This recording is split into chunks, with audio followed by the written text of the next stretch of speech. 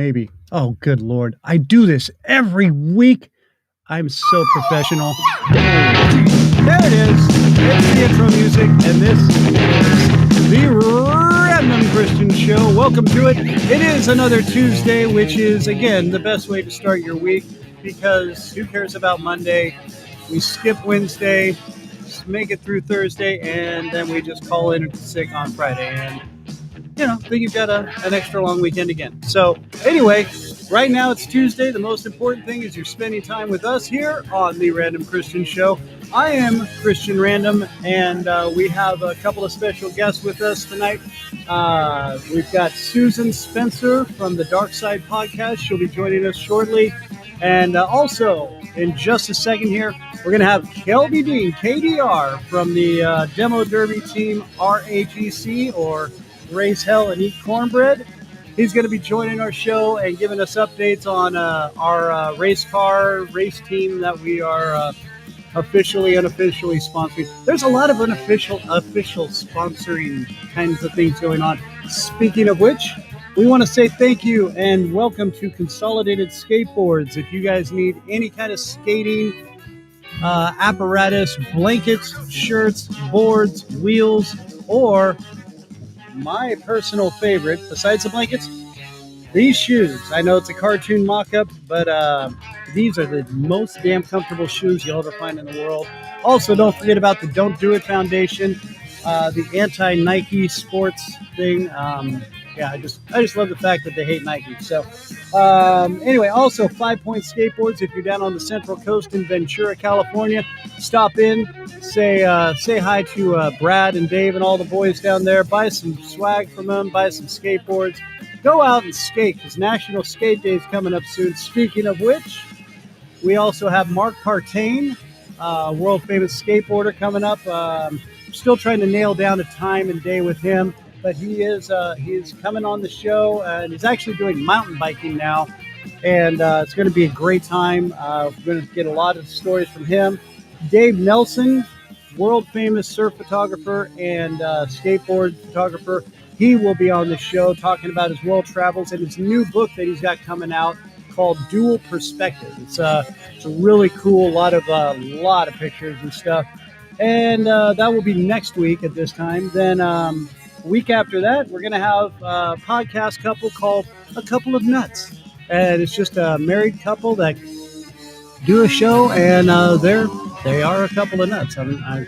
If you listen to the show, you'll know exactly what I'm talking about. Speaking of a pair of nuts, guess who I've got? It's Captain Nutty, Mr. Matt. Mr. Matt, how are you, sir? I'm doing really well. I've got we're done painting. Yay! The kitchen's like 98% put back together. We rearranged a couple things to make it a little make it extra special, easier. I don't know. We had everything out of the kitchen. Let's try a new configuration. Right. Beautiful. Know. So all right, yeah, well, I'm dialed. very, very happy now. No more takeout for Matt. Not for a while. I was talking to a friend this weekend, and I haven't talked to him in a while. And say, "Oh, how's it going?" Told him what we were up to, and he knows that we don't eat out much because we prefer to cook. Right. And I told him that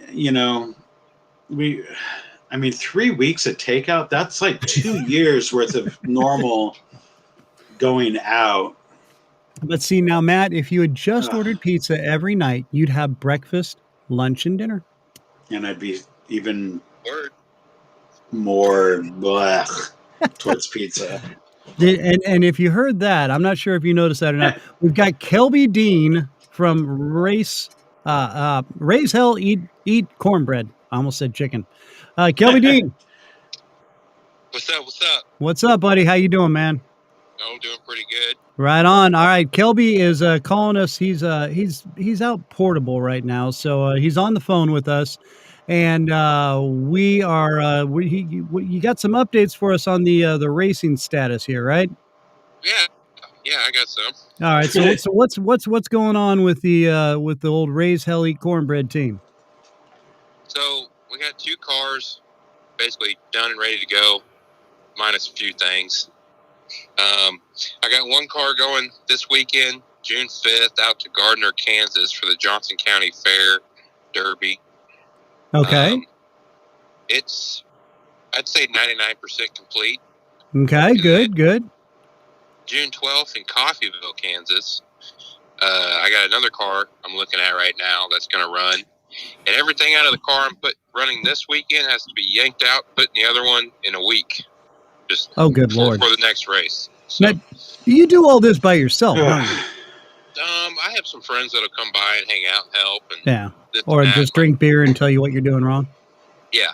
Or the girlfriend, she'll hang out and help me or hand me a tool or help paint. That's awesome. That's a good woman. Yeah. All right. So you've got Gardner, Kansas this weekend. The following weekend, you're in Coffeyville, Kansas. And now pretty high stakes money at stake here, or what? Gardner, Kansas is. They got $3,000 to first place. And then I don't know what the other payouts are because I'm only worried about $3,000. Right? Yeah. And then the Mad Dog is, they're talking like 1,000 to 3,000. Nobody's confirmed yet. Okay. How much it'll be, but I'm just going to hide in the corner and try and get that first place money. There you go. Now, just real quick, describe what the Mad Dog means again. So for Mad some of the Dog, listeners. most aggressive driver, hardest hitter, the guy that's just out there putting on a show and getting after it, not scared of nothing. So right up your alley, pretty much. Yeah, I do Mad Dog. I have 1 trophy, and then the other one was just for a specific heat. So I got to go straight to the feature. And by the way, I am wearing my team shirt. That you dropped off last night. I'm wearing it. I'm showing it on the show right now, and I don't know if I can, if you can see, but I got the number right there on the back with his name and everything. So we're supporting you, and so you're gonna call us next week and give us an update on how you did in the show, correct, or on the race? Yeah, I will. All right.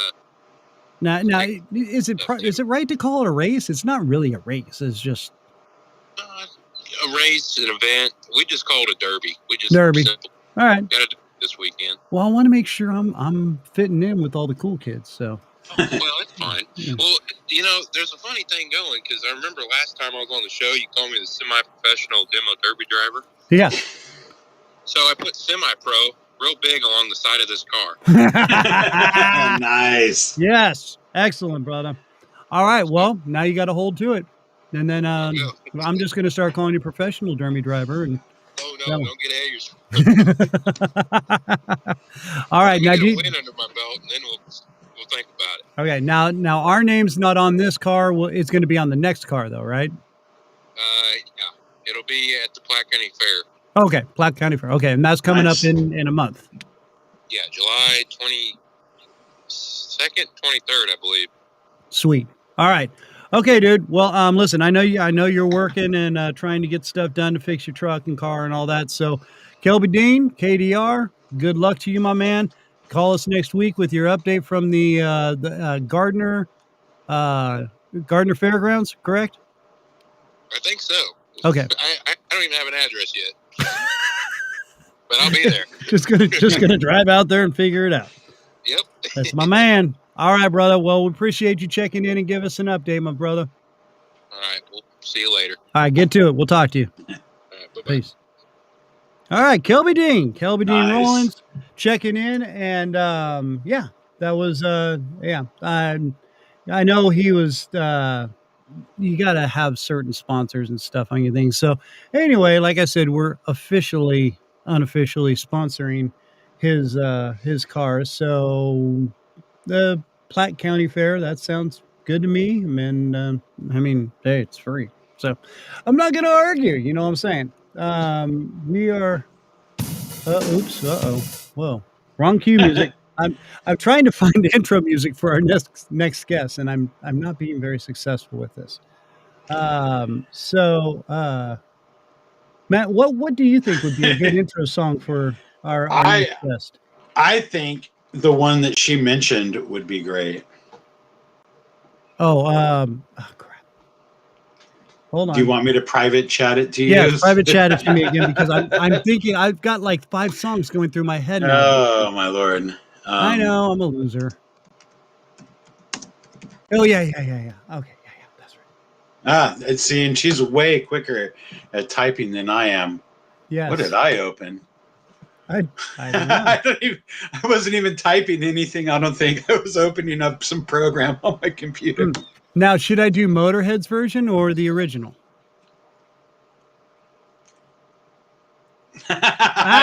Yes! Oh, Suze, you are becoming my best friend. You know.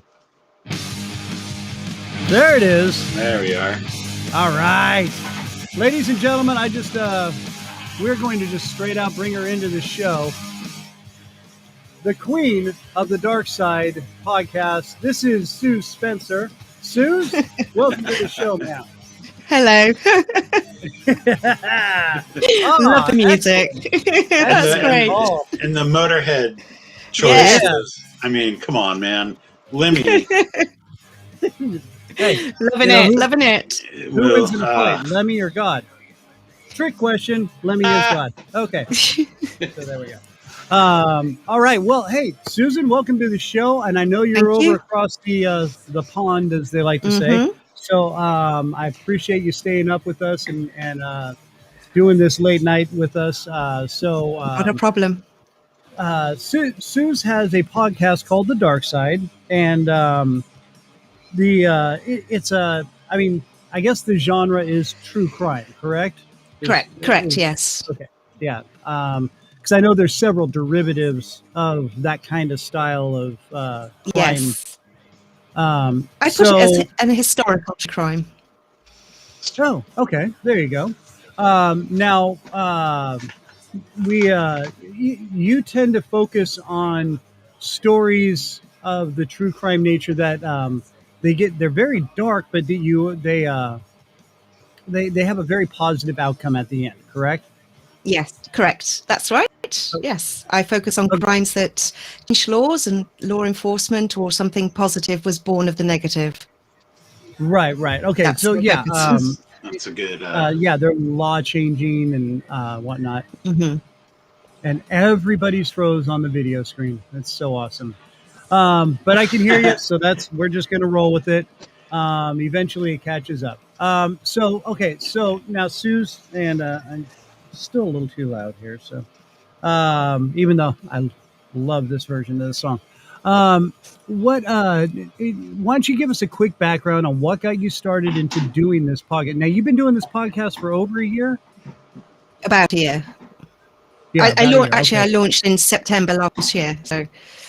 Oh, okay. So working on it for a year, but didn't launch until last September. Excellent. Okay, now, and it's, I mean, incredibly well-polished show. I mean, it's nothing like our little slapstick, funky randomness here. So go ahead and let's see, give us a background on how y'all got started with this and why. Brilliant. Excellent. Thank you so much. I was never into true crime at all. I liked horror, but true crime just never really ticked my boxes at all. And then something happened and sort of turned my world upside down. In January of 2019, my parents, who were retired, decided to do a 4-month world cruise. There was 2 destinations on the planet they'd always wanted to see. For Mum, it was the cherry blossoms in Japan, and for Dad, it was the Taj Mahal. And so they set sail in early January. And literally 2 weeks later, I got a call from my mother. My father had been medically disembarked and had been sent to a facility on an island. Now, for legal reasons, I can't name the doctor, the clinic, or the island. But it doesn't detract from everything that happened. I flew out to where they were to help my mother. And we were told that he had been disembarked because he had double pneumonia, but he'd been sent to a heart specialist clinic, not a hospital. And when we Ooh. arrived at the clinic, we were told that he'd actually had a heart attack and he Right. needed an operation. And around this time, we also found out that my father's insurance was invalid for, it doesn't matter the reasons why, it just was invalid. Oh, So Lord. we had to pay for this out of our own pocket. Oh, man.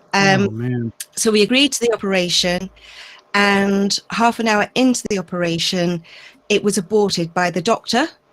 He came out and said, "No, I've had to stop it because your father is going into cardiac arrest." Well, I'm not a medical person, and neither is anybody in my family, and so you just Right. go with what the doctor's telling you. And Yeah, you have to. so he, Yeah. I've no idea one end of a needle from the other. So yeah, so he that operation was aborted, and but within 24 hours he was in a terrible state. He had to be put on a ventilator, and he kept coming out of the sedation to keep him on the ventilator, and he kept trying to pull the tubes out of his mouth. So the response by the doctor was to put him on a tranquilizer, which even I knew with my limited knowledge, medical knowledge, was not appropriate. It was an extremely heavy tranquilizer, and they tied his hands to the bed so that if he did come round, he couldn't pull the tubes out. And they tied the ventilator to his face with string, and they sellotaped his eyes shut so that if he did wake up, he couldn't open his eyes. Yeah, okay. I'm sorry. I'm now remembering. It's been a couple weeks since I've been reading about this. So, now what was the purpose of the tape on the eyes and stuff? Why would they do that? I don't understand. I'm sorry. If he woke up, he couldn't open his eyes. That's horrible. Okay.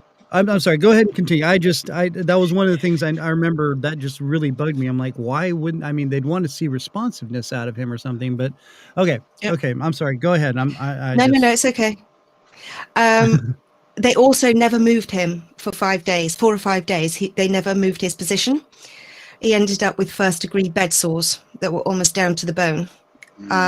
It was pretty horrific. God. Anyway, at this point, we knew things were going downhill very quickly, and I privately spoke to one of the other physicians at this clinic, and I said, "What do we do?" And they said, "Get him out of here now if you want him to live." And so we looked into repatriation back to the UK. We had looked at Miami, that was closer, but America wanted $500,000 before they'd even put him on a plane, and we didn't have that money. Wow. Yes. Because, like I said, the insurance was null and void. So it cost $90,000 to get him on a plane, on a medical plane back to the UK, which we scrounged up. But the repatriation laws in the UK don't allow for somebody to be repatriated medically unless there's a bed waiting for them at the arriving hospital. Right. And that can only be arranged between the outgoing doctor and the incoming doctor at the UK hospital. So the incoming doctor got on the phone and spoke to this heart specialist. And again, I'm not a medical person. I was there for the conversation, but I have no idea what they were talking about. And whatever this doctor said to the UK consultant said, "You can't put your father on a plane. He won't survive. He's too ill. He needs to have another operation. He needs to have a stent inserted into his artery. Otherwise, he won't live through the flight." And so we agreed. And in total, between it all, we paid £200,000, which is approximately about $350,000. And we paid for this operation. We managed, he stayed okay after the operation. We repatriated him back to the UK. We had the medical files from the foreign clinic. And when he arrived at the UK hospital, handed over the notes from the foreign clinic, they looked at them and said, "Well, we don't understand why he's not doing the Irish jig. According to these notes, he should be fit as a fiddle." And after they did several tests, they came back to us and they said he was a vegetable. He'd been starved of oxygen. He was practically brain dead, and he wasn't going to survive. And they were right. My good Lord. 2 weeks later, he died in my arms, and my mother's arms. But something along this journey just wasn't sticking with me. It just didn't seem right. As I said, I'm not medical. Excuse me. So I requested a post-mortem, or an autopsy, as you call it over there. And I was denied because essentially it looked like he was an 86-year-old man that had just died of heart failure. That was it. Excuse me. And so I wrote a 25-page report to the coroner's office outlining all of what we'd gone through. Pictures, I had pictures of the bed sores, I had pictures of it being strapped to the bed, the sellotape over the eyes, everything. And it convinced them, the coroner's office, to do the post-mortem autopsy. But it took 6 months to get that. In the interim... Excuse me, I'm sorry. It's okay.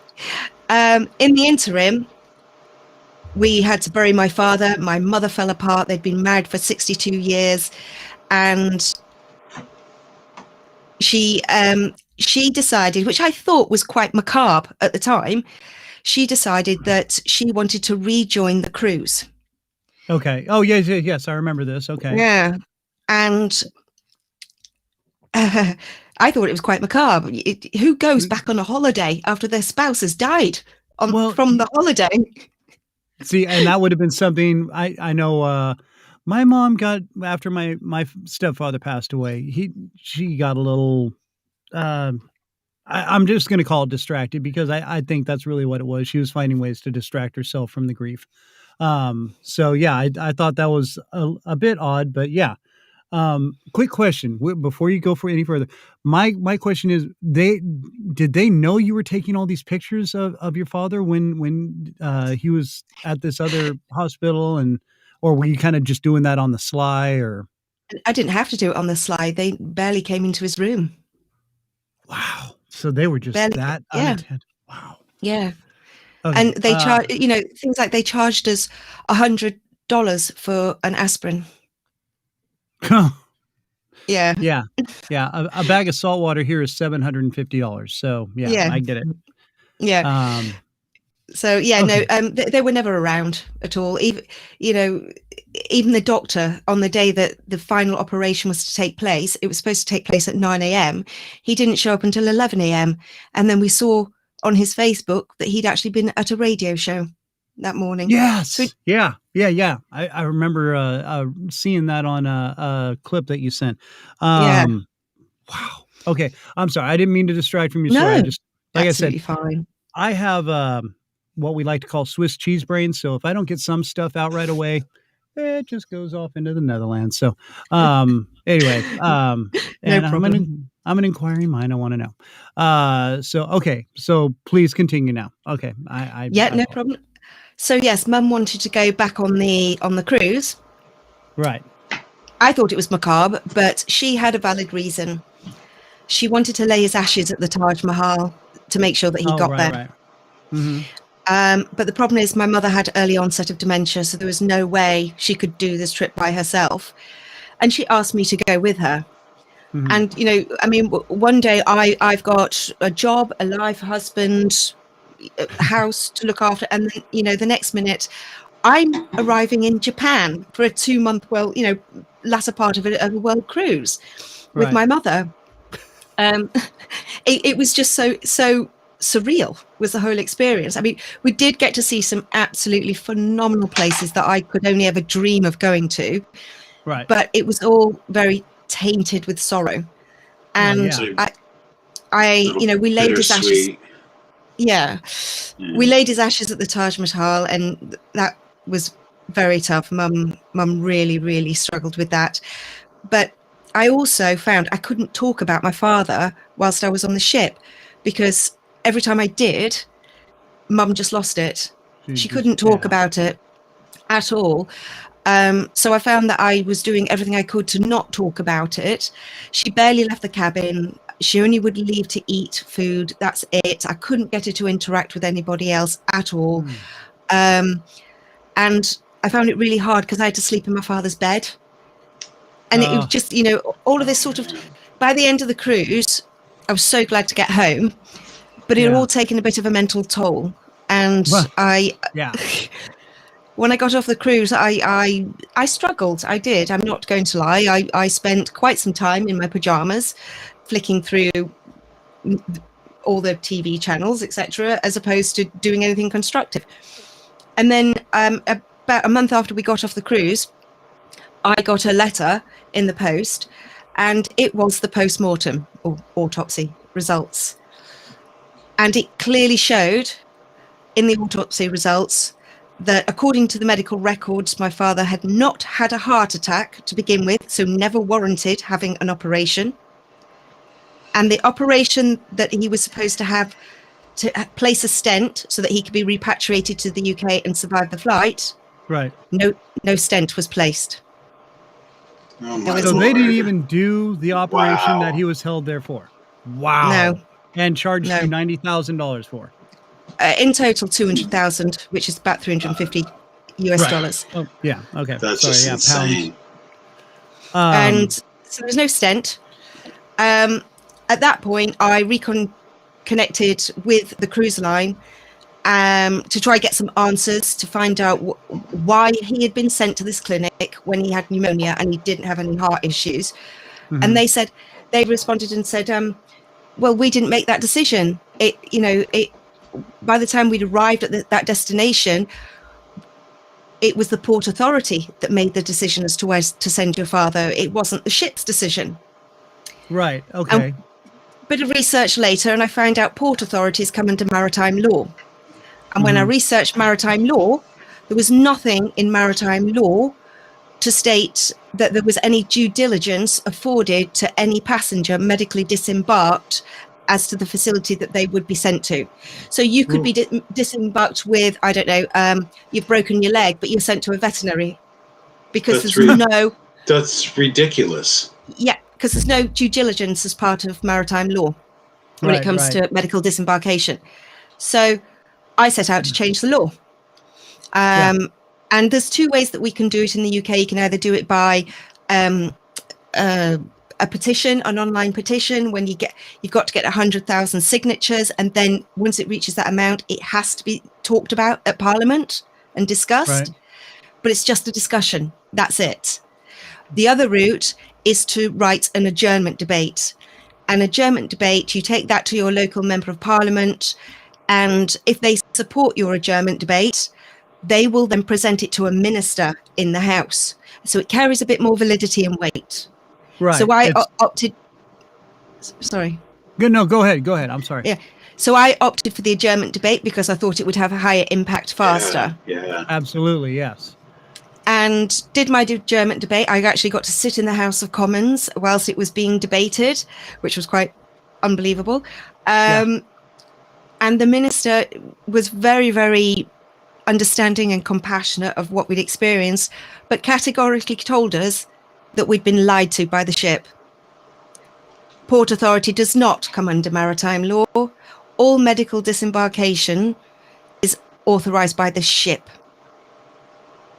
So the ship had lied to us to avoid us making a claim against them. So at that point, I set out to find a lawyer. So now I have the evidence that no stent was placed. I've got the medical records that prove he never had a heart attack. And I've got the proof now that it is absolutely the ship's fault as to where he was sent. Yeah. So I didn't just want to go after the ship to get our money back. I wanted that doctor. Because I also started doing research into that doctor. And it turns out he's actually American. Imagine that. Sorry. And this didn't take place in America. He's actually American. He's been struck off the medical register twice in the United States for being a registered sex offender. He's he calls himself an interventional cardiologist, but he actually has no further qualification other than being what you would call in America a primary care physician. Oh, so man. he has no heart specialist. And So if he's you got Google, no surgery other Nothing. than what he's learned along the way. yeah, He's basically just a general med doctor, correct? yes, exactly, Wow. primary care physician or general Primary practitioner. care, yes. Yeah. Right. Wow. And he has no specialist training. he actually, I remember in his office, he had all this certificates all over the walls about how he's been trained to be an interventional cardiologist. Apparently it's all a lie. And the Cardiologist Association of America actually wrote to him and said, stop using our name and stop saying you are an interventional cardiologist. You're not. Whoa. Yes. Well, so he's even been chastised by this organization saying you got to stop this. You need. Yeah. I mean, wow. So it's amazing what you can find on Google. All right. Sorry. And not only that, I'm just. Yeah. My mind is blown by this. I mean, and he's not the only person out there doing this, though. Is the scary thing. I know. And so on top of that, I looked at. I did a really, really deep dive on Google, and there are hundreds of stories online, verbatim to ours. Wow. Almost verbatim. And it is always tourists he goes after. He's even gone to the local hospital to poach people. To poach international tourists to come to his clinic saying they'll get better treatment, etc. There are honestly hundreds of stories. The news in England, a news station in England actually caught wind of the story. They did an interview with it. It went live in the UK. I was contacted by about 15 people in the UK who said they'd been to that doctor and had the same experience. Wow. Whoa. So yeah, and I've been contacted by a plethora of Americans with the same story as well. Yeah. But he never goes after the people in the country that he's in. It's just the international tourists. It's because he can play loopholes with all those laws and whatnot. And now, I mean, wasn't there some kind of theory that he was kind of in cahoots with the cruise line too, or no? So, excuse me. Mm-hmm. So yes, it did. Where this particular country is supposedly, and I don't want to make any false statements, is rife with corruption. And there's apparently a lot of backhanding going on. And certainly it seems to be the case when international tourists arrive at the destination. So there has been speculation that there was backhanding going on between the ship and the clinic and the Port Authority. Right. So everybody gets something in their pockets and... Yeah. But whether that's accurate or not, I don't know, because that's never been... I've never found any definitive proof of that. Right. So it's all alleged. And I get that. And again, just to remind everybody, this is still an ongoing investigation over in the UK with Suze. So there's a lot of generalities that we just can't use specifics because of that fact. It's if you're in the US, you should know, well, it's kind of like dealing with our government. So it's you have to be super, super careful in what you say. And so we are, I mean, you get the whole idea of the backstory. So, which, I mean, just how you still are even somewhat sane at this point, I'm not quite sure, because when I was reading it, I was getting so pissed off. I was putting, I would stop. I would just turn my phone off and I would just, I'm like, I gotta do something else for a little bit. I was getting enraged. And I was enraged for you. And if I had hair, I'd be pulling it out. It was just, because I have dealt with some legalities in certain ways about certain things, and I'm not going to get into all that, but yeah, I get it. And the like I said, the loopholes that you find in the system are just, it's amazing how people use these and abuse these and on simple, just regular people that, are just trying to go enjoy themselves. And it's horrible, horrible, horrible. So that this is the background of what got you started. So basically you were using the podcast. You started the podcast to be kind of a catharsis, or what? Well, when I was going through the dark period, after I got off the ship, before I got renewed vigor when I got the autopsy, I a friend reached out to me, and she'd lost somebody under nefarious circumstances. And she said, I started listening to true crime podcasts, and for some reason, I don't know why, it really helped me. Why don't you try it? And so I just thought, okay, I'll give it a shot. What can you do? Right. And literally from the first soundbite, I was absolutely hooked and just loved it. And as the more and more shows that I listened to, I found a recurring theme of what I preferred. And that was when the story when the story didn't end at the Cockwomble went to jail, end of story. There was a crime, there was a trial, the investigation, the person was found, there was a trial, Cockwomble went to jail for the rest of his life, family mourns. It just seemed to leave the story dead. It was very hollow. Yeah. It's like, but the stories where the family then went on to fight for some sort of justice legally. So they changed the law. So what happened to them couldn't happen to somebody else. Or if it did, there was more punitive measures in place.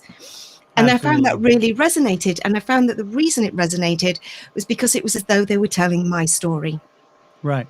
Because that's what I'm trying to do. Is no longer trying to change a law, but I'm trying to stop that man from ever hurting another family ever again. And my case is still progressing, which is why I can't say too much about it. But that got me looking into those kind of stories. And there are so many out there from the US, UK, Australia, New Zealand, all over. But I just don't speak any other language than English, so I'm a bit limited on the countries. It's a little lost in the Google translation. Yes. Yeah. So, but I've covered quite a lot of stories from the US. And so I started writing these stories, and it was about people's journey and the victim being at the heart of the story, and the family's plight for justice being the outcome. So the way I construct my stories, I do it as a story. It's not just like a news report regaling what's happened in this particular crime, like a lot of the true crime podcasts are. I tell it as a story, as though you are living the story as the victim and then as the family through their plight. I use actors' voices. I use media clips to bring more gravitas to what is actually happening in the story at that point in time. And it always starts out really dark. It's the bad side of the story, that what's happened to the victim. And as you progress through it, it comes through to the light side. And the whole name of the podcast, Dark Side, because everybody's always said to me, why do you call it Dark Side when you actually end a light note? It's always a good outcome. Something positive has happened at the end. And it's because of a speech that Supreme Court Justice Ruth Bader Ginsburg made in 2017. And she was talking about the Japanese internment camps and how at that point in American history, the pendulum of justice had swung too far over to the dark side, but justice will always swing from the dark side back to the light side. And she died 2 days before I launched my podcast, and so I named it in honor of Ruth Bader Ginsburg. Awesome. Oh, very nice, very nice. And and that was one of the things that was like I said, when I first started listening to some of your shows, I was just like, wow, I don't know if I can do this, because there's You're not just into so much crime, are you, Christian? Yeah. Well, there's just so much. And that was the whole reason I came back onto doing this. I used to have a radio show, as Matt has witnessed, and several other people that I bored to death. But my whole show was just about entertaining people. It was something I did, and that was the reason I started my podcast, because there is so much darkness in the world, and people just dwell on it and seem to thrive on it, and they're marketing off of this. But then yours has such a great twist, and that's what I love about it. You just go, no, this is what's going to happen. and you're just sticking it right back in and go, yeah, see, you thought that was going to suck, right? Well, boom. The Death Star blew up at the end. So there you go. And Darth Vader was inside. So everybody dies. All the bad people are gone, and we win. So, You haven't seen Star Wars, have you? I have. I fell asleep through it. What? And- Darth Vader doesn't die inside. Yes, he does. No, I've seen, so the one where Han Solo dies, I've seen that twice, and I've fallen asleep right as he dies each time. Oh man!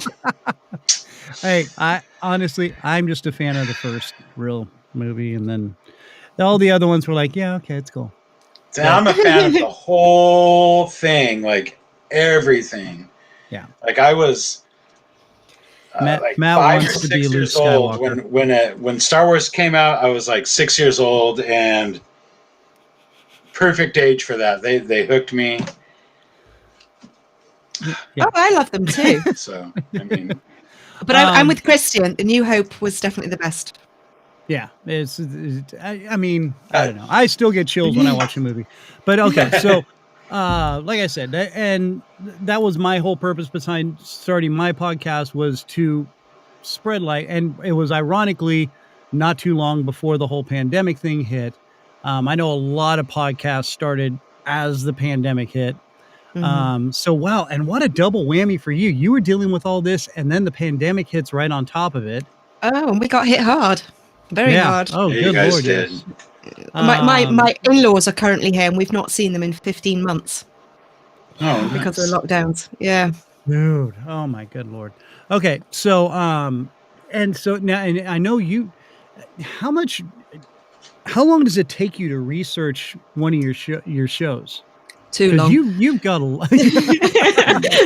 You do. You have great little audio clips that are in there, and which I guess, because I know I can't use a lot of audio clips and stuff like that. Otherwise, because I do use so many different genres. I use the Facebook Live and stuff like that. YouTube will edit stuff out, and they'll like basically mute the entire thing or delete part of the video that I put out because it's using a song from somebody that you hear too clearly. That's why I try to keep it down in the background. And so, but I guess over in the UK, you can get away with a lot of that because it's international, or No, because I do cover a lot of American stories as well. Oh yeah. So I'm using media from your shows. No, a lot of the stuff I include is from news stations. Especially in the American stories, a lot of it has come from news stations. But when it comes, I don't use a lot of music. I think there's only been one episode where I've used music, so I'm not really infringing on copyright laws there. But news stations tend to keep out their videos, their news articles for years and years and years and years and years. And it's called open source media. Yeah. When it's so from the news. Yeah. It's free range. You can clip onto it and use it. And I'm sure, I guess, as long as you give them a little credit to where you got it from, they're like, yeah. Everything that I use goes into my source notes and is put on every single show note. Yeah. Nice. Okay. But no, seriously, what does it take you? About a week, 2 weeks to put a show together? 2 weeks. It'll take me 2 weeks to put it together. Man, just the research and then. I did the research into the story and then finding all the audio clips and the best ones to bring gravitas. So I have to swing between shows, news, whether it's a document. I do a lot of documentary clipping as well. Right. So, I have to record the documentary and keep listening to it over and over until I've got the clips. I know the clips I want to use as part of the narrative, as I'm building the story, etc. And then the news clips, media clips, and a couple of one's coming out next thing where it's another interview, but like I did an interview with a Holocaust survivor who went, I don't know if you heard that one, but a Holocaust survivor who went into not a random Christian show, a random it can feel like that sometimes. So he was picked for a random project in the UK, and about 800 children he was 14 when the war ended, and he'd been in Auschwitz since he was 8 years old. Not so long ago. Anyway, something like that. And at the end of the war, he got picked for a random project in England. Him and 800 children in total went out. It was a 6-month rehabilitation program in which they taught them how to acclimate back to normal life, and taught them English, etc. And they brought the main psychologists over from wherever they could find them in the world. They came over to help rehabilitate the children. Mm-hmm. And it was actually Anna Freud, Sigmund Freud's daughter, that headed up some of the development. She ended up writing a paper on this project, and that is now the cornerstone of child psychology development today. Oh, wow. And all of the 800, there was 300 initially, and then they did it in batches after that. And the gentleman that I interviewed, Eric Hirsch, he was part of the first 300 that went, and all of them, despite all they went through as children during the concentration camps, have all contributed back to society and have formed an organization and a charity whereby they raise money to help other people who've been in similar situations to themselves. So it's really, so you go from this really dark horror story of World War II and a child going through Auschwitz to coming out the other side of, this child development project, which has become the cornerstone of child development in the world. And he's built this charitable organization and made a difference to so many lives. Yeah. Wow. Nice. That is awesome. That's just, oh, wow. Just anybody surviving any of that, their story is just mind blowing either way. Okay. So now okay. What do you think is, right now your most intense, like the one where you're like, I need a moment, putting your story together. You frozen? I'm sorry. Sometimes he just looks like he's frozen.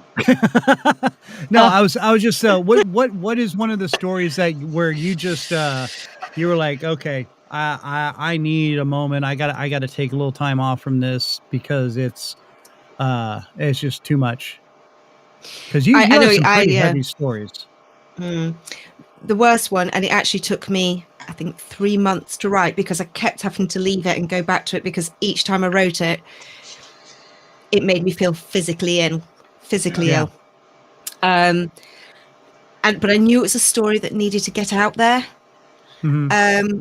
So it was a girl called Sherry Johnson. She grew up in the 50s in Florida, and she came from a family that was extremely religious, and they were part of this sect of the Christian church, apostolic faith, and it was almost tantamount to a cult. Was this church? It was very internalized, very restrictive. They couldn't really associate people outside of their church, etc. But at the age of 9, Sherry started being raped by one of the bishops of the church, and then other pastors at the church started to do it too. And she got pregnant at the age of 11, and her mother married her off to a rapist when she was 11 years old. And the reason that she could do that was because in the state of Florida at that time, so long as you had the approval from your parents and you had a court judge say they approved it, it was legal. You could get married. You could be 5 years old. It didn't matter. And because the pastor was so influential, the bishop was so influential in their region, he convinced a judge to approve the marriage license. And she ended up, by the time she was 18, I think she had 7 kids. Wow. Yes, she had 7 kids to a rapist. And eventually as soon as she turned 18, she went down to the state office, county office, begged for $50 so she could apply for a divorce paper. And they gave it to her. And she then got state housing, and she moved out with her 7 children in a 2-bedroom apartment. She put her kids through school. She got a cleaning job. She went back to school. She got a GED. And then she was also a very religious person as well. And she started to give talks about what had happened to her. And the more that she talked about it, the more people were coming to us and saying, it happened to me, it happened to me, it happened to me. This is all in Florida. Yeah. And so she decided she had to do something about it. She had to change the law. And so she started beating on the doors of the state house. And finally, one of the senators heard her and backed her. And they changed the law in Florida. And so now nobody under the age of 18 in Florida can get married without there either being a pregnancy involved or parental consent. Yeah. Hey, I do it all the time. So forget about the judge. Yeah. Well, and by the way, we're not that proud of Florida. It's got some beautiful beaches and whatnot, but you might as well live on an island and be surrounded by hell. So, oh, look, that's England surrounded by Europe.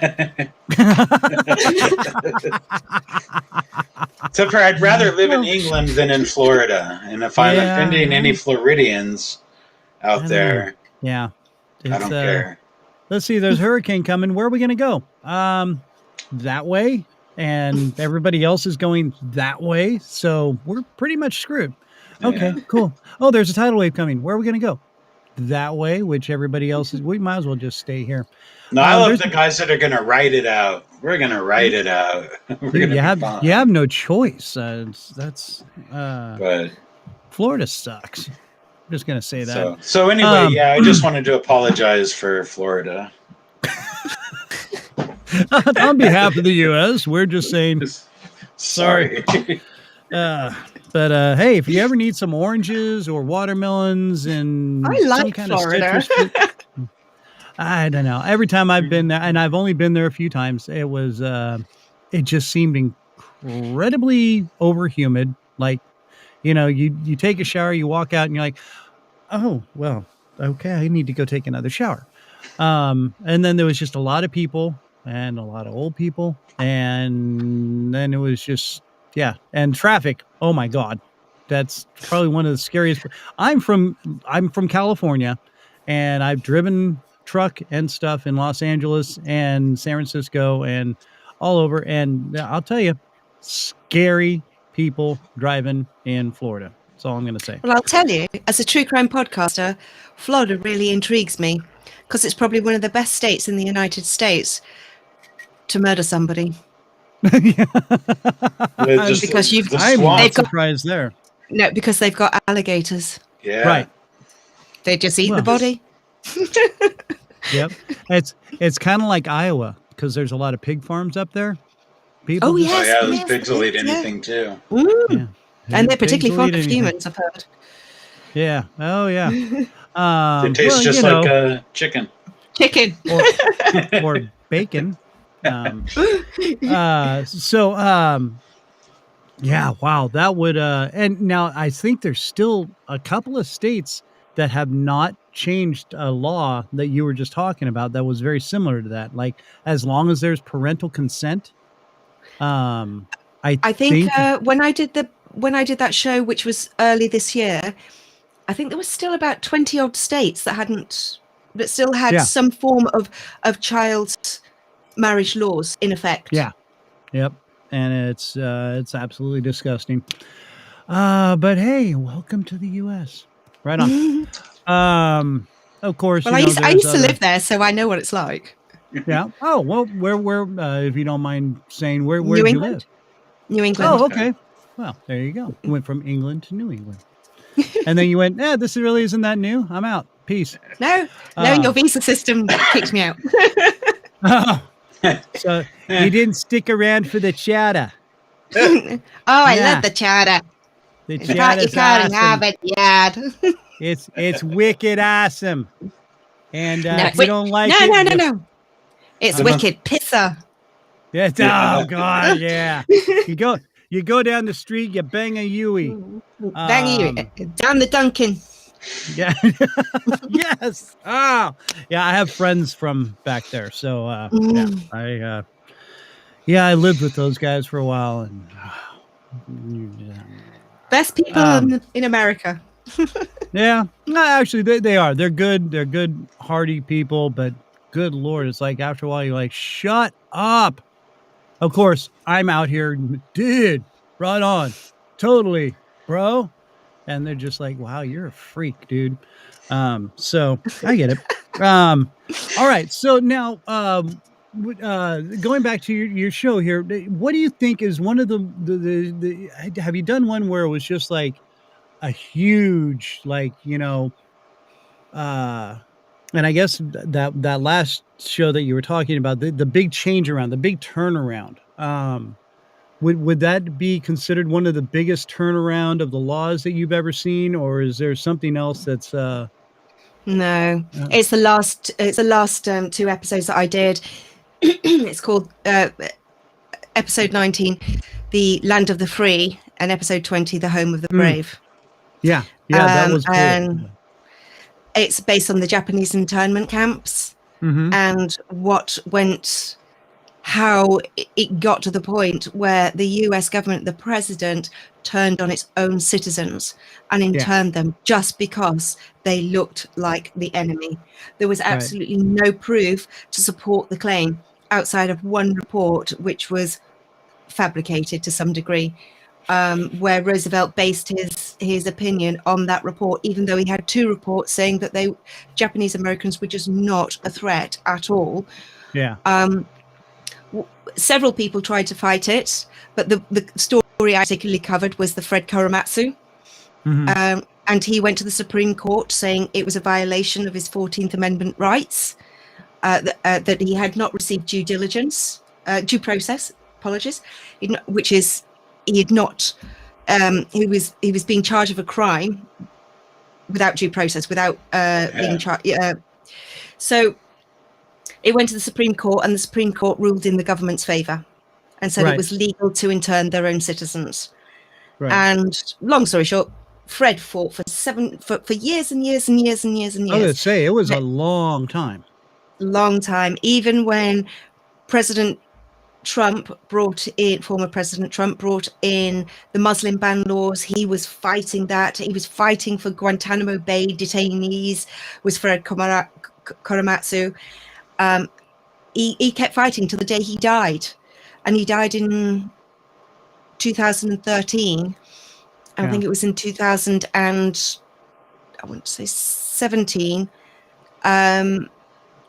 Because of Trump's Muslim ban, it went to the Supreme Court because the courts were trying to fight this ban, and the Supreme Court ruled in favor of Trump.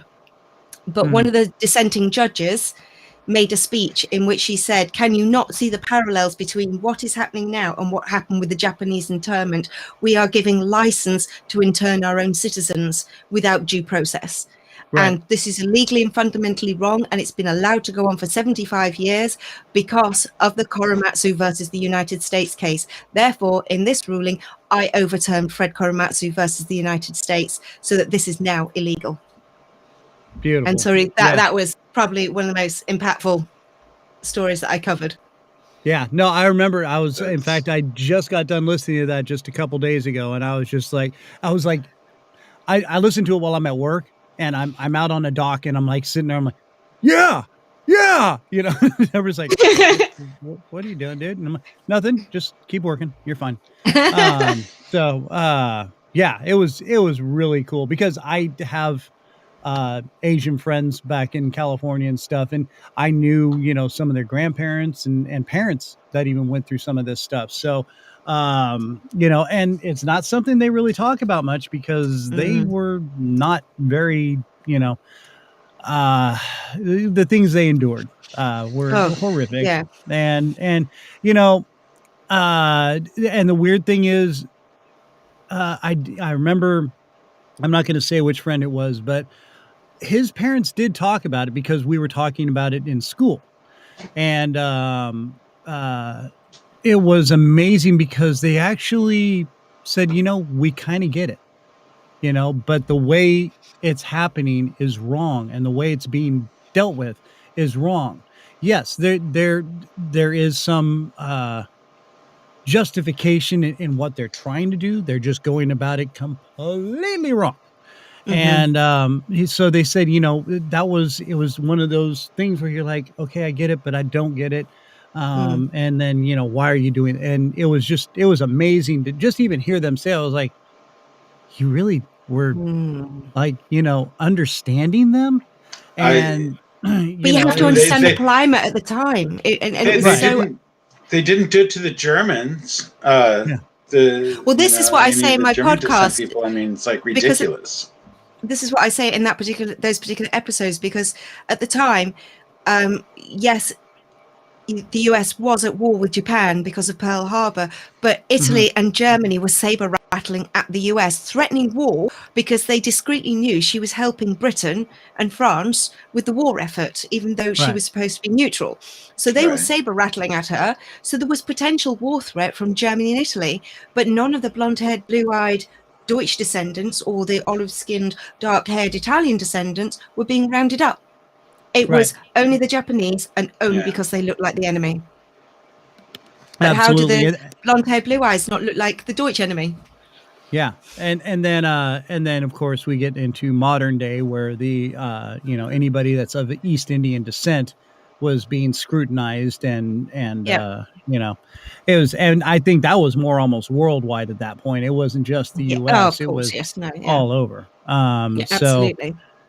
But again, it's one of those things where they were like, well, I mean, I get what you're saying, but yeah, I'm not, I've been born and raised here, and I mean, like I know Asian and East Indian people that they got more of a Southern twang than I do, and you're just like, what did you just say? And it's like, yeah. So, it's just really crazy how paranoia can just envelop and take over so many things, and the fear mongering.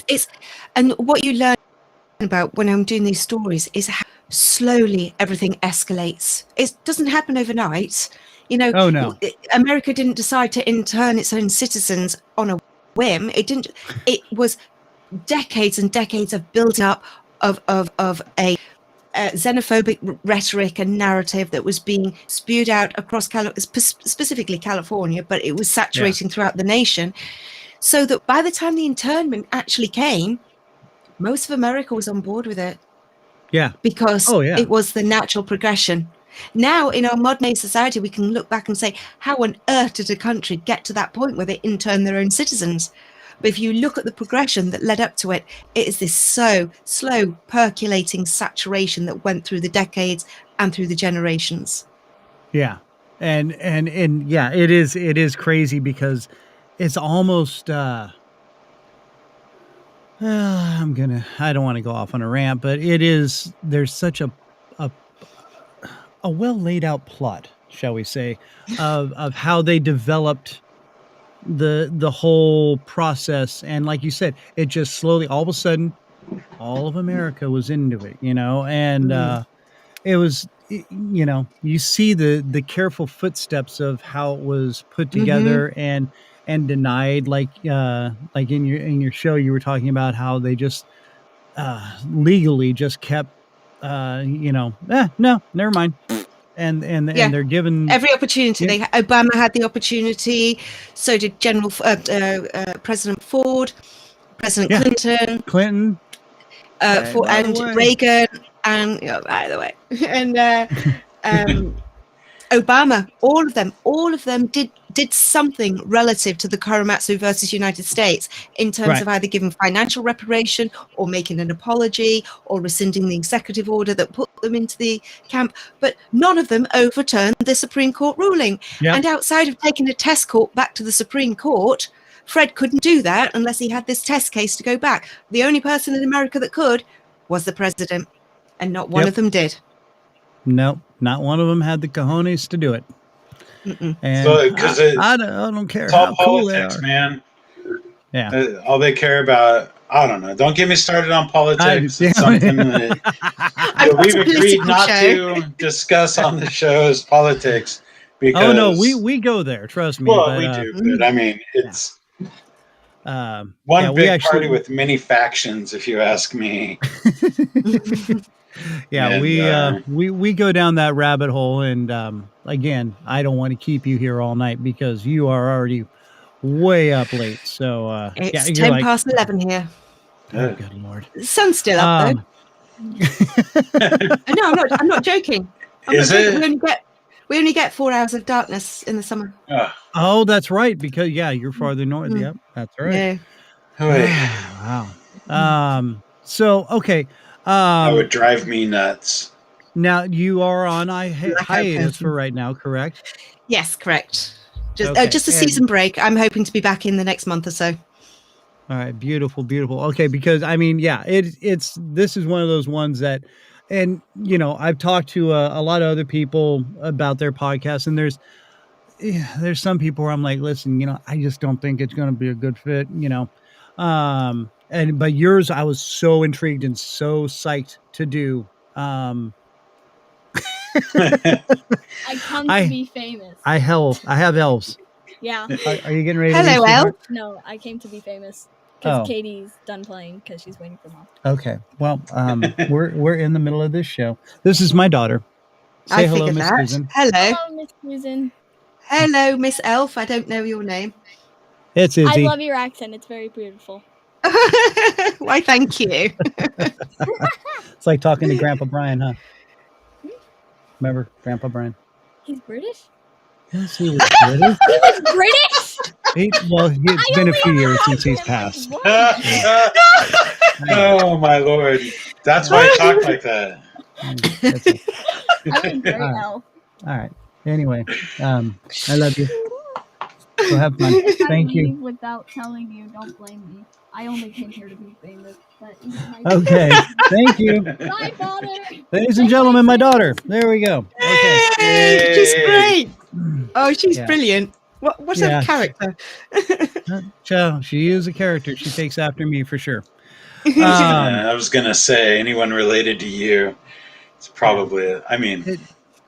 The last time they talked to my stepfather before he passed, it was about 5-6 years ago. So, She was very young. and oh yeah. Get my other daughters in here, they'd be like, oh yeah. Anyway, sorry. They do that from time to time. Just pop in. It's like, no, don't do that right now. Don't I got it. I got to get an actual door with a lock.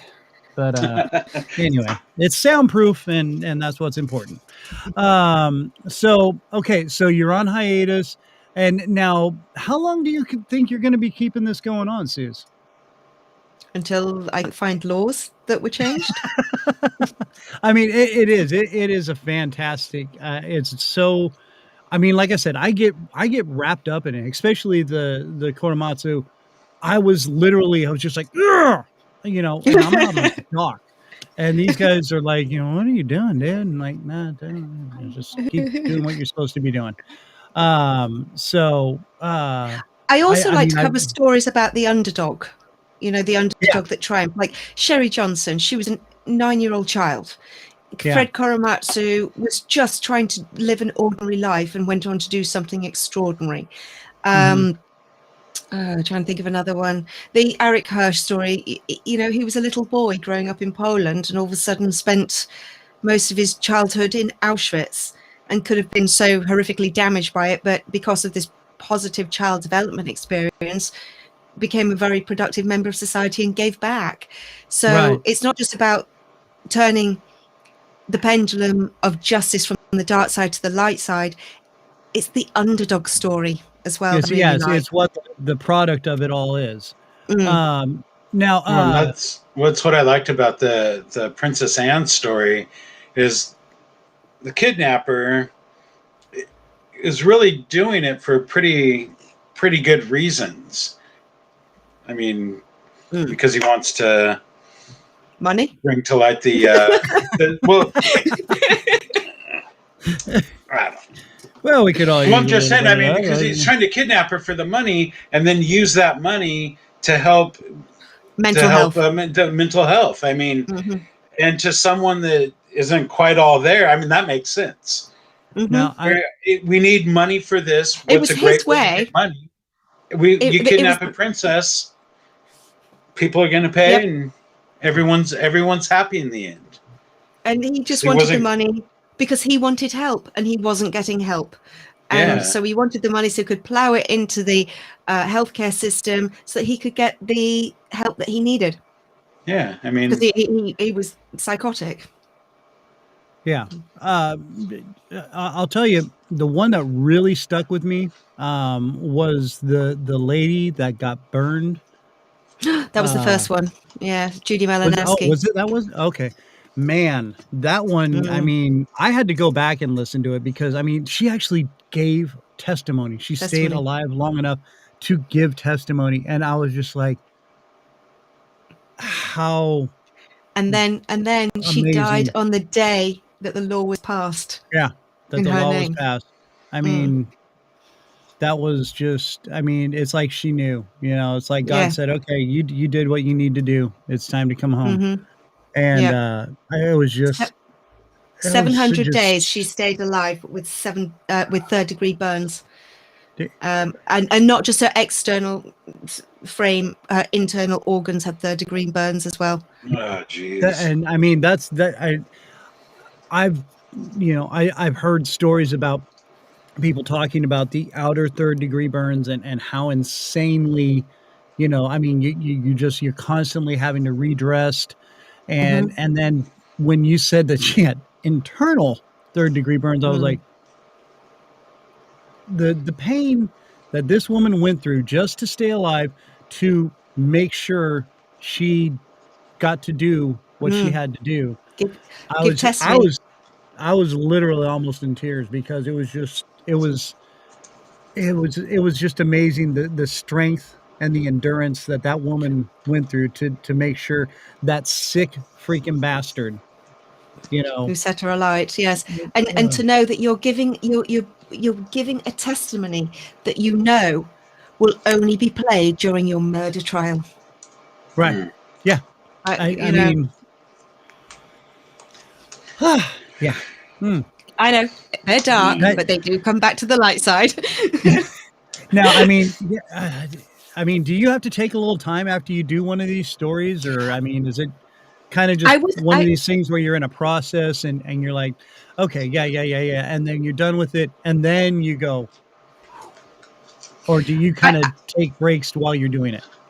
well, I was really on a roll, writing them. I've been writing them for months before I launched, and then I hit the Sherry Johnson story, the paedophile ring inside the church, and she was 9, Mhm.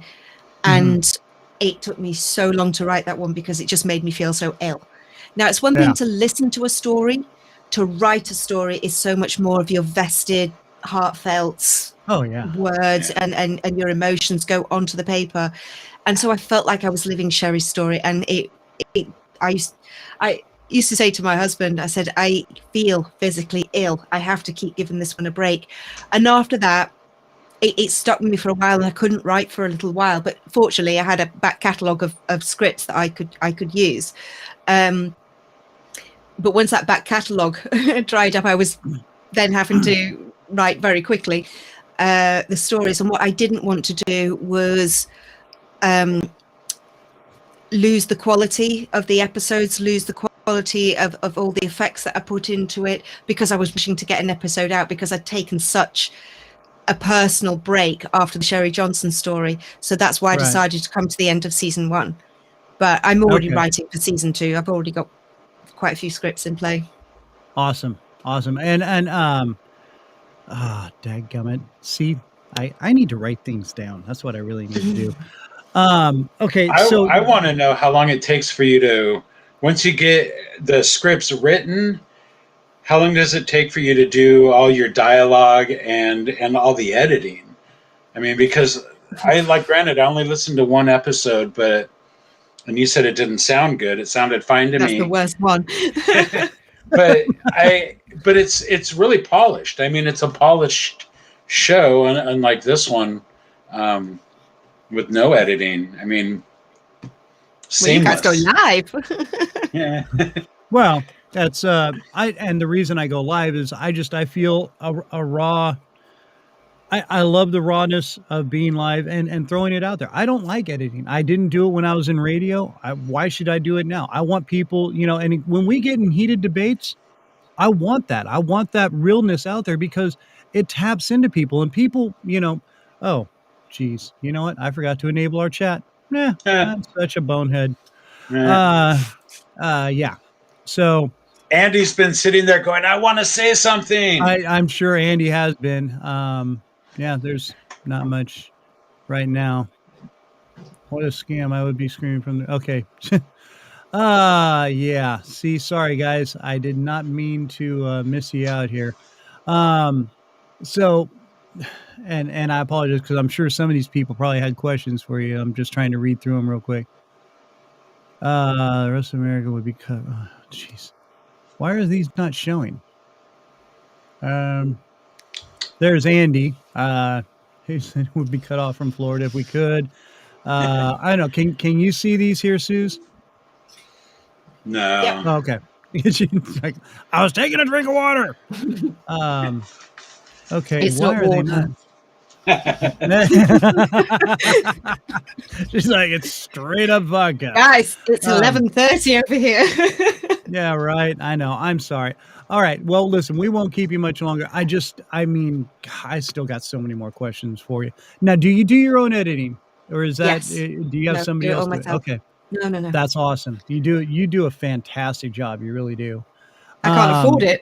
I can't afford to Yeah, I employ know. anyone to do it. See, everybody's like, oh, you guys should make money on it. Well, you know what? You have to have X amount of people subscribe to your show, and reviews or something. I think, and I do this, because I love it, and I think Mhm. you're doing it kind of for the same reasons. It's Yeah. cathartic for you, I think, for one, but it becomes a passion. It really does, It really and I'm does. finding that It's a labor of I love. find that. Yeah, and I find that with a lot of the people that do this. Um, I think it's just it's a lot of fun. It's a lot of well, I mean, fun to a certain extent, I guess. Now, No, I so love you have doing it. I do love doing it. It's a lot of work. I was having a tremendous amount of sound issues to begin with, and so I've gone through about 3 microphones. And I'm still not 100% happy with the audio quality, but it's a far cry from where it was in the Princess Anne one that you listened to, Matt, which is by far the worst one.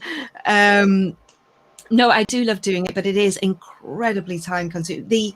So you were asking about how long it takes me to edit, etc. I would Yeah. say it takes me 2 days to edit. Wow.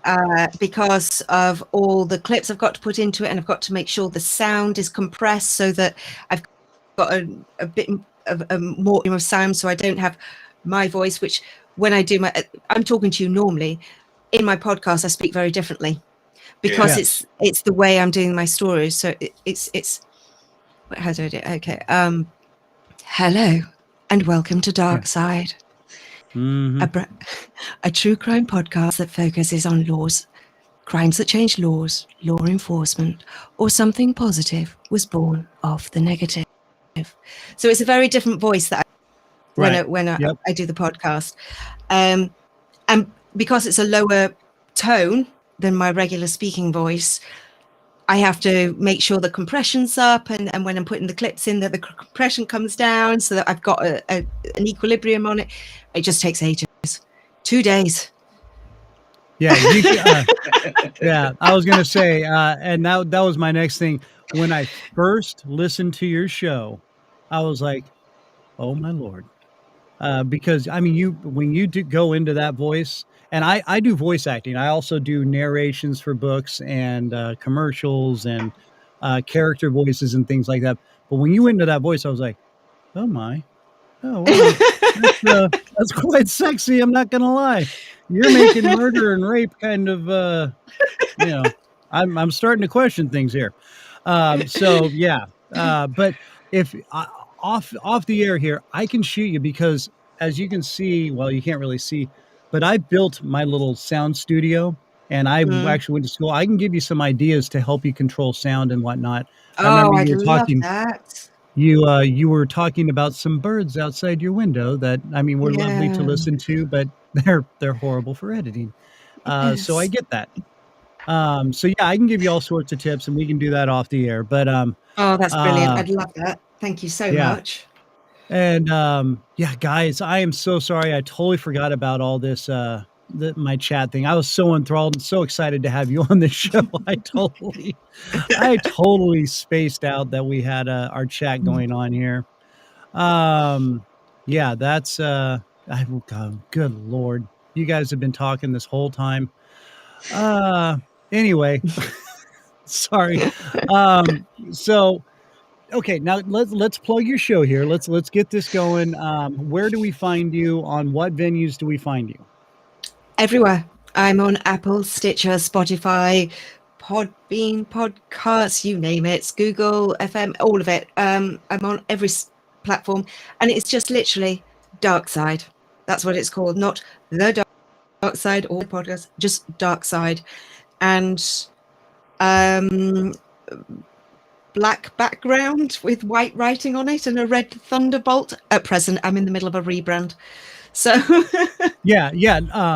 No, yeah, and that's all it is. It's a black background. It says Dark Side. Yeah. And yeah, it looks like the little AC/DC bolt.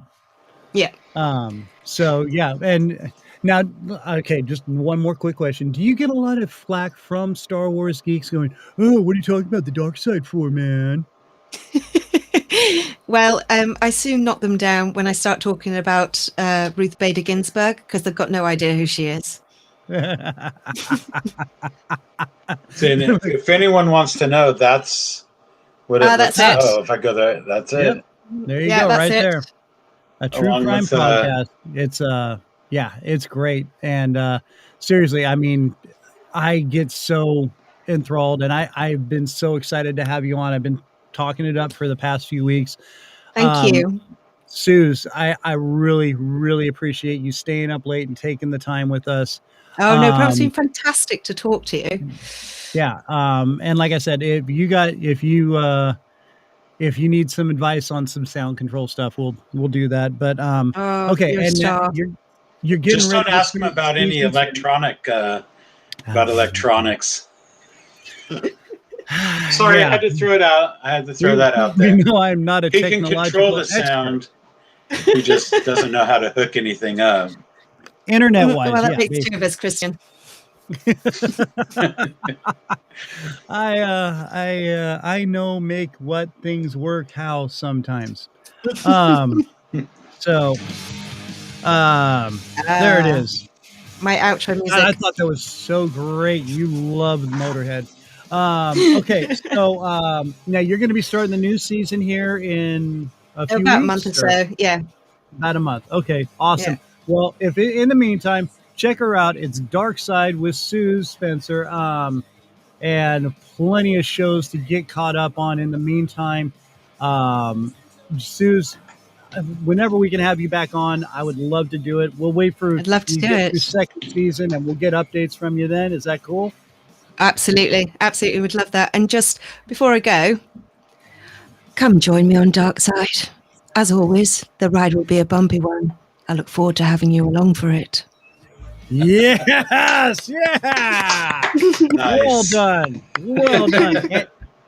Andy's going to be calling me asking for your numbers and stuff. So very married. Anyway. Sorry, Andy, I'm very married. Yes, he is too. So he should be using cues there, Andrew.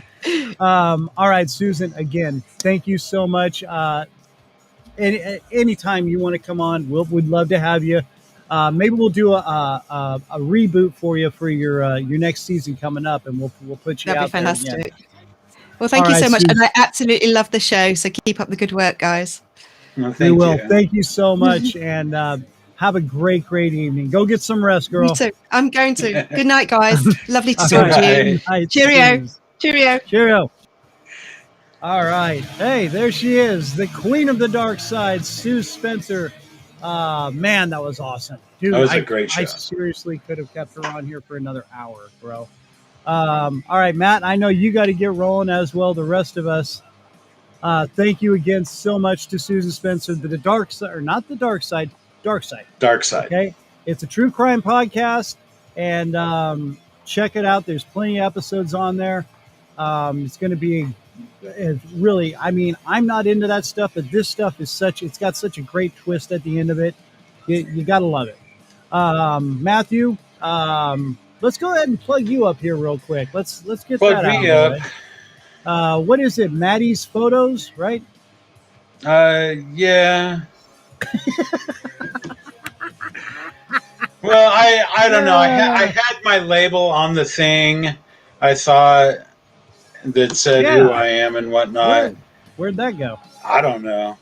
Yeah, But wow. Matt is my personal fun thing on Instagram that I don't really post anything to because I haven't done anything fun for months.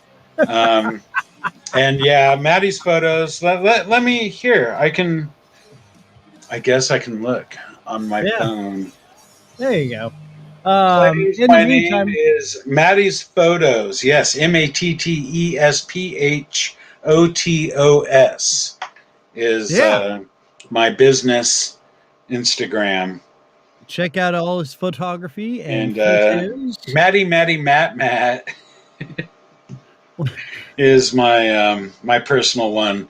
It's not really all that personal. It's just non-business. It's random cats and food, and actually, I think all I've gotten on that one is a bunch of cakes that I took a picture of. Yeah, but still cakes delicious. that I took a bunch of pictures of. How's that? Yeah. All right. Well, and but hey, what are you gonna do? Yeah, only 5 posts. Hey, whatever. I'll get going back on it now that we're done painting. Done painting.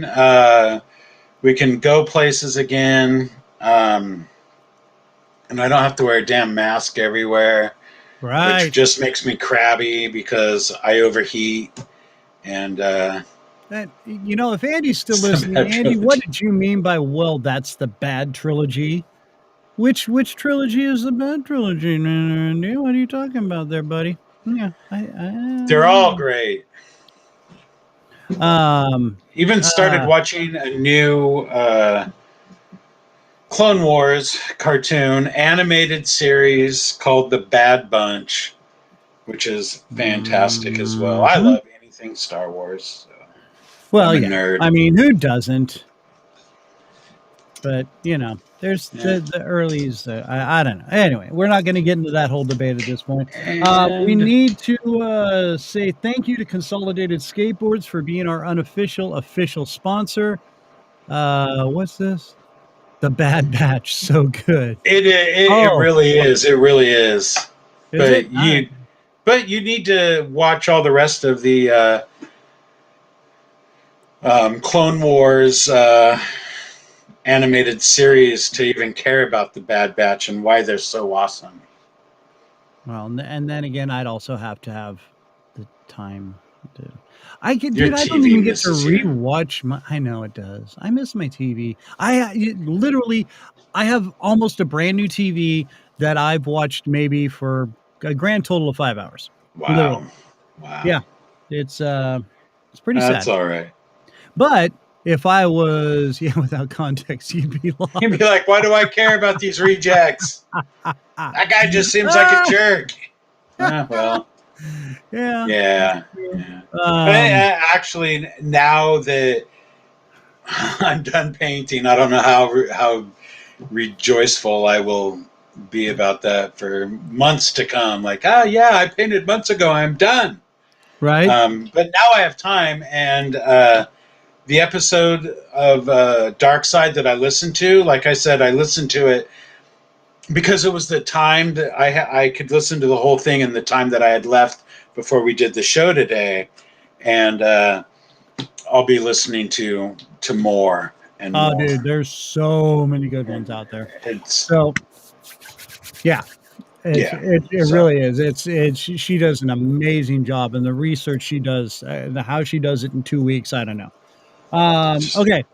So let's say thank you again to our official and unofficial sponsor, Consolidated Skateboards. They're on the web. They're on the Instagram at Consolidated Skateboards, or just Consolidated Skateboards. Google them up. Get some skateboards. Get some blankets. Get some banana trucks. Oh my gosh! Seriously, folks, those are so comfortable. It's not even funny. They're sold out on their website. Last I saw. Yeah, I'm not surprised, dude. I don't know what it is. They're almost like Vans, but they're just, I don't know, incredibly comfortable. The way they designed them, they're just great. Who makes them? Consolidated Skateboards. So it's their own It's their own design. shoe. Yeah, it's their own shoe. Okay. It's his own design. But anyway, and their blankets. Oh my gosh. You saw the one that I unboxed here. That thing is sitting on the end of my bed. Even though it's warm out, I still use that thing because it's so soft and snuggly, and it's kind of weighted, so it feels just really It's good. got It a like nice totally caresses you. And cocoony. yeah, it's exactly very cocoony. Nice. So, and if you're out on the Central Coast, down in Ventura way, stop in and say hi to Dave and Brad over at 5 Point Skateboards and Snowboards in case you're going up into the mountains there. You know what I'm saying? Of course, it's a little late at this point in the season, but you can always get ready for next year with the new snowboard. Check them out. They are right downtown Ventura, California, 5 Point Skates. They've got all sorts of, they just got a new shipment in of Dogtown skateboard and skateboard products. So go check them out and say hello. Tell them Random Christian sent you. Next week, this time, Dave Nelson, photog extraordinaire, surf photographer, skateboard photographer, more known for his surf photography, and Liquid Imagery. That's the name of his site. At Liquid Imagery on Instagram and on Facebook and all that. He is going to be on. He's getting ready. He's going to be releasing a book here within the next month called Dual Perspective. Just tons of surf photos and amazing photos of the ocean and whatnot. He will be on the week after that. Podcast couple called A Couple of Nuts. And they are a couple of nuts. I'm not going to say much there, baby, because it explains itself, right? And then, of course, we are still, hopefully, by National Skate Day, which is in a few weeks, we're going to have Mark Partain, skateboarder and mountain bike extraordinaire. Hopefully, he will be on. He's a Central Coast legend. We're going to have him on here soon. And in that, we are going to say, I bid you adieu at this point. So, ladies and gentlemen, thank you so much for tuning in. Matthew, as always, thank you for being my Andy Ricker. Richter. I'll be Andy Ricker. And your Ed McMahon. The Ed McMahon, yes. Hey-o. Hey-o. Wow. Your Paul all right, Schaefer. No, seriously. Oh, hey, thank you, Andy. Appreciate you, brother. Andy Drake there from Rum and Regrets. Make sure you check out his podcast as well, kids. Matthew, I love you, brother. Thank you so much for hanging out with us. And we will do it again next Tuesday because I know you got tons of questions for Dave as it is. Whatever.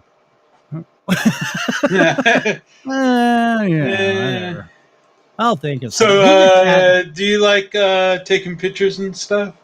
Is that something you really enjoy doing? So, do you use like a camera when you take your pictures, or what's the deal there? I just have a phone. Whoa! I take pictures of my junk with it. No, actually, I do have some questions for him because I did last summer buy a fisheye lens for when a friend was in town and he was going to go. He was going to go skate a ditch somewhere, and I was going to, because I hadn't seen him in years, another high school friend that I haven't seen in forever. So it's like, yeah, you know what? I'll buy one of these, and I'll get back a hold of him and everything. And then he bailed on. He bailed. He went back to where he from whence he came. Yeah. And but yeah. Right. And then I quit Facebook, so I haven't talked to him in forever. So, but I still have Messenger, so I should hit him up and see what he's doing. But yeah, well, yeah, I bought a fisheye lens for taking skateboard photos because that's what you use. Yeah, because it's. Or you could take pictures of fisheyes. Or that. I mean, it's literally the name of the lens, Matt. So maybe you should go find some fish. I really need to get out and take some photos. I got a brand new camera body that I haven't used yet. Oh, that's true. So yeah, I mean, so that's it's your mission for the ridiculous. week. It's been a year, and I've been stuck inside for a year. Not really. Wow. I mean, I could have gone out anytime I wanted, but it's just amazing that a But year's you gone opted by. to stay in and order Yeah. tacos and repaint your kitchen. So Yeah. job well done, man. Job Thank well you. done. Thank you. Thank you. All right, my But man. thank you Well, for having me, and I will see you next Tuesday, my friend. yes, we will. And All right. I'm trying to get our exit music up here. And we want to say thank you to the Dead Campers who just did a show yesterday, as a matter of fact. What did they they were Memorial Day show. So Yeah. they did a great job. And there they are right there. Huck to Flat. They are on Spotify. Make sure you check the Dead Campers out. And in the meantime, Matthew, have a great weekend, man. We will talk to you soon. Or week and weekend. Weekend. Throw it all together it's there. all the same. Yeah, it all runs together after a while. I'll All have right, some Matthew. good days until I see you again. There we go. Boom. All right, man. All right, my brother. Peace, bro. Later. And to all of you else that tuned in and were watching and listening up on Spotify and Apple and Google Podcasts, we're all out there. Again, we usually try to do this Tuesdays at 4 o'clock Central Time, so that way you can join in the chat. And if you have questions for our guests, please feel free. Also, wherever you're listening to us or watching us, hit the like button, hit the subscribe button, follow, hit the notification bell. That way you know when we're on the air and doing something fun. And again, join in with us and spread the word. Let people know that you're listening to the Random Christian Show. If you want a shirt, we have them. So let me know. They're about $15. And we'll get you set up with one. All right. In the meantime, have a wonderful week, kids. Thank you so much for hanging out with us. Without you, we wouldn't be doing this, and we hope you're enjoying it. Shoot us an email at therandomchristianshow@gmail.com, and we would love to hear any suggestions or whatever you want to talk about. All right. In the meantime, enjoy your long, long weekend, because that's all it really is till the next show, right? All right, kids. Peace. Take care of yourselves.